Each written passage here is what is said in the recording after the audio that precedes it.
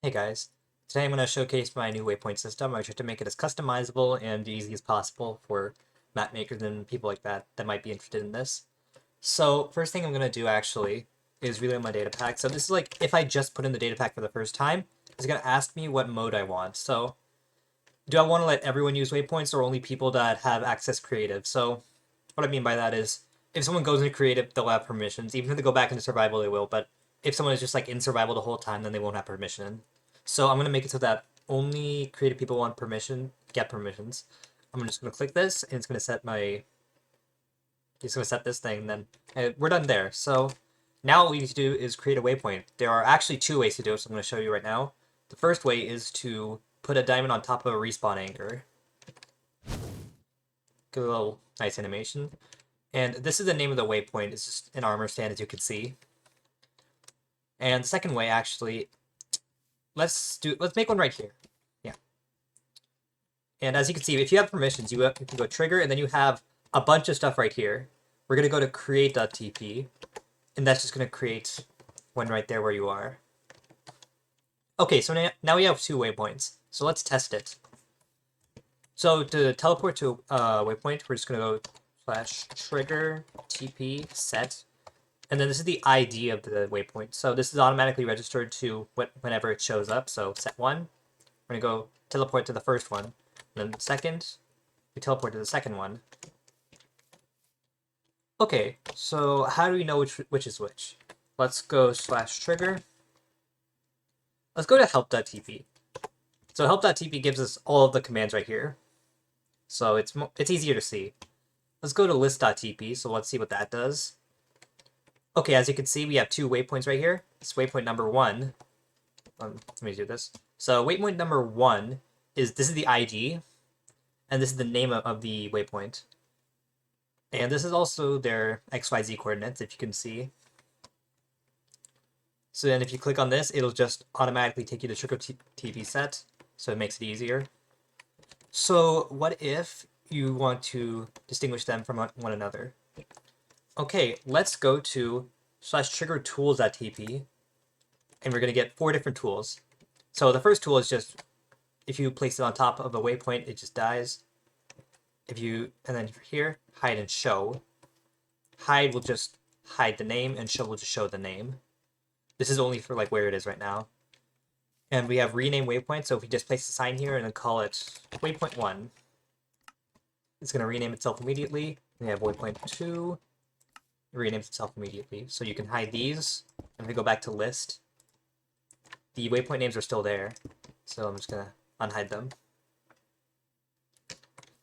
Okay, and also you can identify them from each other. So just like in case you get lost here, you forget the idea of a waypoint, then you can refer to list.tp.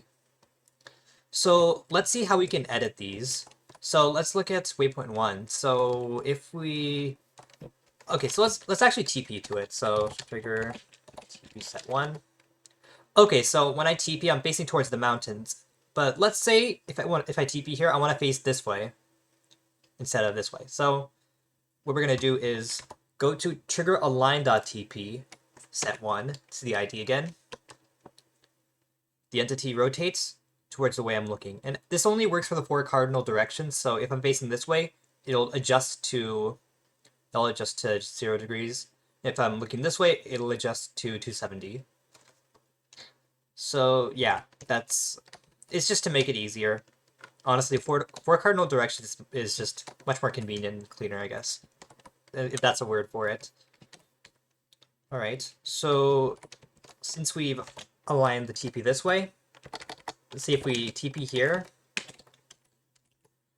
And as you can see, yep, it always faces this way now. Okay, so what if I misplaced it and I want to move it somewhere else? Well, now we have move.tp, so I'm going to move right here. Alright, move.tp, set 1, the ID. And it's just going to move here. And also, when I'm also for this, it still keeps its rotation. Okay, so now we know how to rotate and align these. So what about this? What about TP permission? So TP permission is actually just, if I go into my list tags, permission is just basically a tag that indicates the game that I can run these triggers.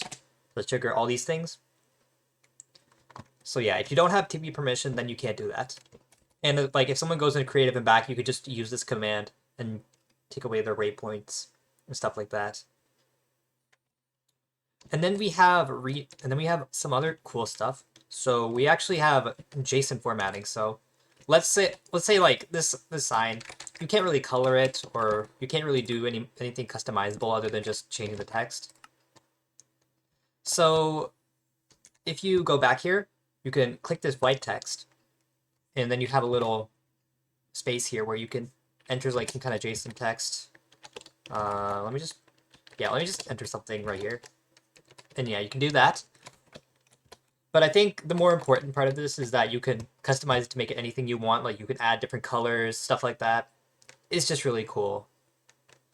But you know, it's not compatible with things like selectors, scoreboard objectives. That's totally like beyond another realm. I think that's everything that I have to show off. But yeah, I hope you find this interesting, and I hope you use some time for your map making stuff. And thanks for watching.